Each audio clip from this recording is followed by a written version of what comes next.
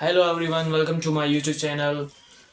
तो आज हम पढ़ेंगे रिस्पायरेटरी सिस्टम और बेसिकली रिस्पायरेशन क्या होता है और इसका प्रोसेस क्या है और गैसेस एक्सचेंज किसको बोलते हैं। तो फर्स्ट ऑफ ऑल हम ये देखेंगे कि ये जो रिस्पायरेशन है ये है सेल्यूलर रिस्पायरेशन। ठीक है।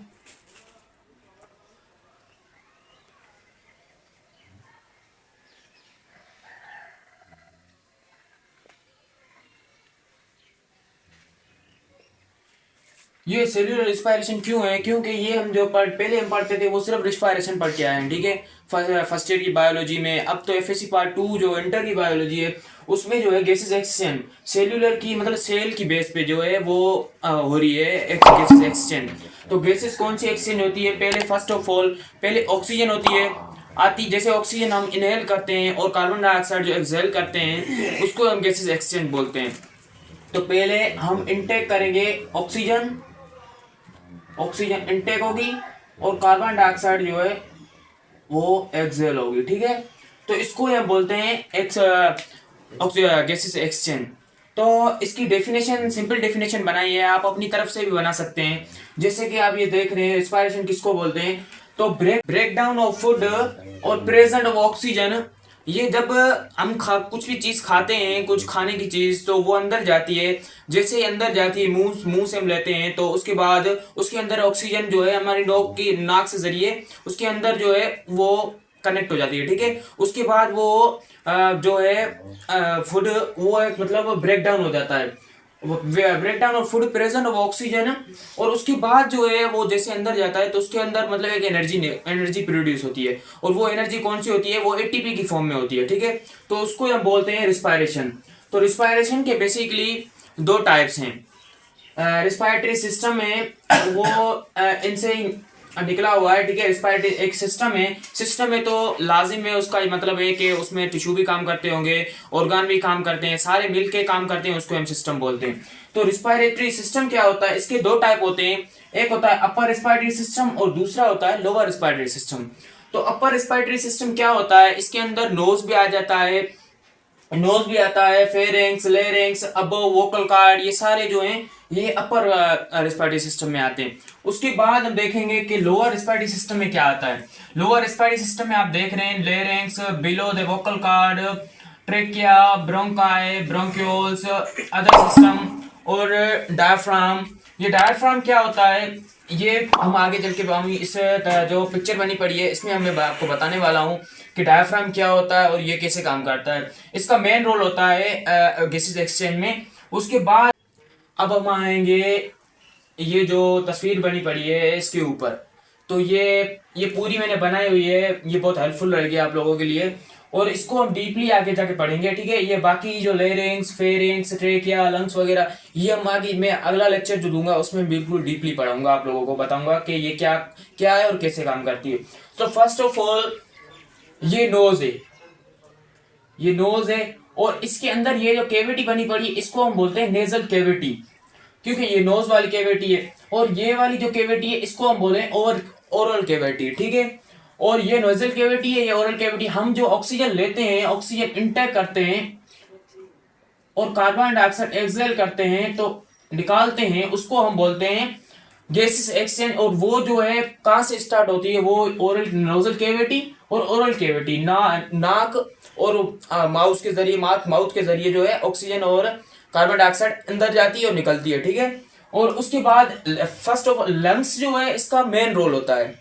लंग्स का क्या रोल है? लंग्स जो है ऑक्सीजन अंदर आती है, कार्बन डाइऑक्साइड निकालता है। ये सब कुछ प्रोसेस जो भी हो रहा है रिस्पायरेशन का वो हमारे लंग्स मतलब उसका मेन रोल ही मतलब यही है कि उसको जो ऑक्सीजन को इनहेल करना और कार्बन डाइऑक्साइड को एक्सहेल करना। ठीक है, तो उसके बाद हम पढ़ेंगे फेरिंग्स। ये फेरिंग्स क्या होता है? ये माउथ, ओरल कैविटी और नोजल कैविटी के बिल्कुल साथ ही होता है, उसको हम बोलते हैं फेरिंग्स। उसके बाद जो है लेरिंग्स आता है।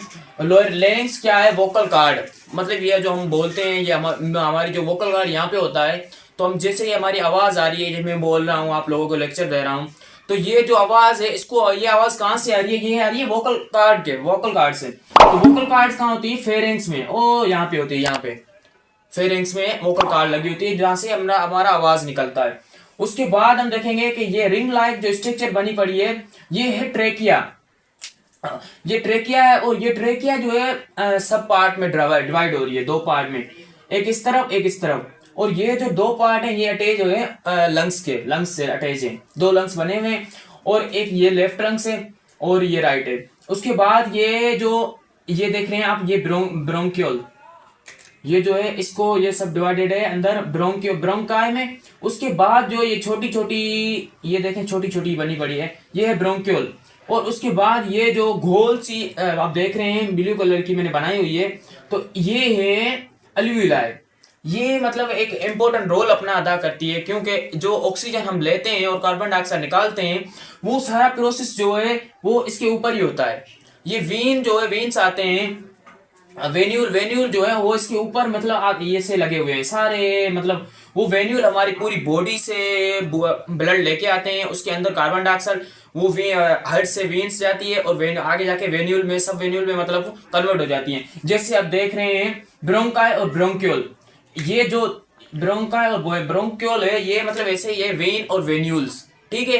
तो जैसे वीन बड़ी होती है, उसके बाद वेन्यूल्स जो है सब मतलब बहुत सारे, बहुत अंदर पतली पतली होती है अंदर।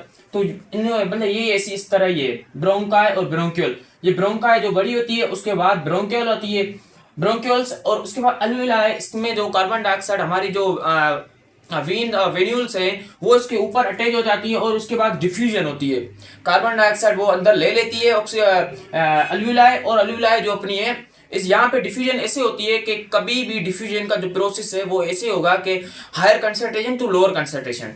ये जो अपनी वेन्यूल्स है उसके अंदर जो है कार्बन डाइऑक्साइड बहुत तादाद में होती है, क्योंकि वो जो है ब्लड लेके आती है पूरी बॉडी से, और वो डीऑक्सीजनेटेड ब्लड होता है, उसके अंदर मतलब कार्बन डाइऑक्साइड होता है, ऑक्सीजन नहीं होता है।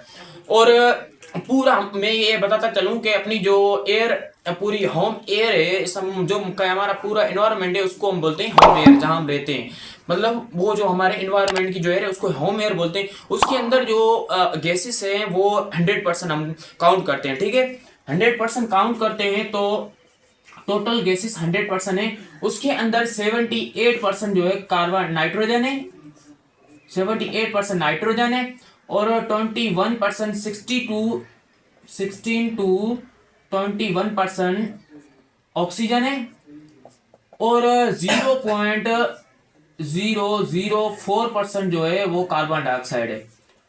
तो ये जो रेशो है ये हमारे इन्वायरमेंट में गैसेस का। तो उसके बाद हम देखेंगे कि हमारा जो नाइट्रोजन और क्या काम करता है, इतना मतलब इसका इतना एनवायरनमेंट में नाइट्रोजन क्यों होता है। वो इसलिए होता है कि हमारी ऑक्सीजन जो है वो प्योर होती है, तो वो प्योर हम अगर इंटेक करें तो हम सांस लेना बहुत मुश्किल हो जाएगा। उसके लिए नाइट्रोजन जो है उसको इम्प्योर करती है, उसको मतलब इम्प्योर करके हमारी मतलब हमारी सांस जो ऑक्सीजन है फिर इम्प्योर हो जाती है, उसके बाद हम आसानी से सांस ले सकते हैं। और अल्वियोलाई का मैं बता रहा था आप लोगों को, तो ये यहाँ पे डिफ्यूजन होती है जब ये कार्बन डाइऑक्साइड हमारी वेन्स के जरिए आता है, हमारे वेन्यूल के जरिए आता है हमारे अल्वियोलाई के पास जब ऑक्सीजन लेने, तो वहां पे हमारे अल्वियोलाई में ऑक्सीजन बहुत ज्यादा होती है। जो ये डिफ्यूजन का प्रोसेस है, higher concentration to lower concentration always.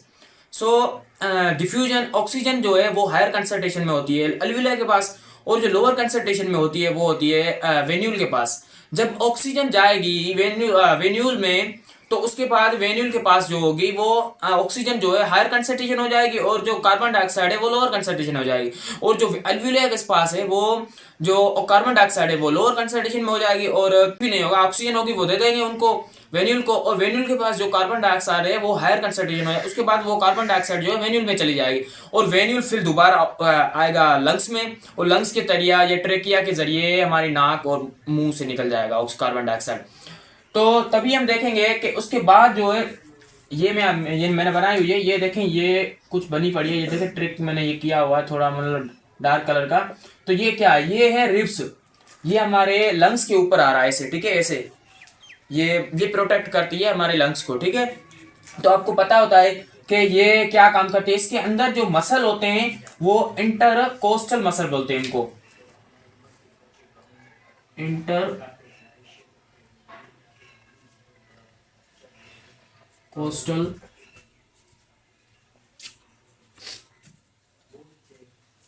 Muscle, ये मसल जो होते हैं ये रिब के मसल होते हैं और ये हेल्पफुल होते हैं जब हम ऑक्सीजन इनटेक कर रहे हैं और कार्बन डाइऑक्साइड जो है हम निकाल रहे हैं, तो हमारा जो फेफड़े हैं, लंग्स जिसको बोलते हैं, लंग्स वो ऊपर नीचे हो रहे हैं, ऊपर नीचे, ठीक है। तो वो जो कौन करवा रहे हैं इनको, हड्डियां तो ऐसे नहीं कर सकती क्योंकि वो बोन्स जो है वो बिल्कुल सख्त होती है, रिजिड होती है। तो उसके अंदर जो है ये इंटरकोस्टल मसल लगा होता है रिब्स के अंदर, तो वो आसानी से ये फूलता रहता है और अंदर जाता रहता है, फूलता रहता है, अंदर जाता रहता है, ठीक है। और रिब्स के अंदर जो ये इंटरकास्टल मसल होते हैं। डायफ्राम का ये काम होता है कि हमारा जो बेली है और ये और लंग्स को सेपरेट करता है, ठीक है। और ये जब हमारी ऑक्सीजन लेते हैं तो ये डायफ्राम नीचे चला जाता है, और जब हम कार्बन डाइऑक्साइड निकालते हैं तो ये डायफ्राम ऊपर चला आता है। और ये जो है प्रेशर भी मेंटेन करता है, हमारा जो अंदर प्रेशर बनता है वो ये मेंटेन करता है डायफ्राम। और मेन रोल यही है कि ये जो है हमारा बेली और लंग्स को सेपरेट करता है। बस thank you so much. Like करें, कमेंट करें, शेयर करें।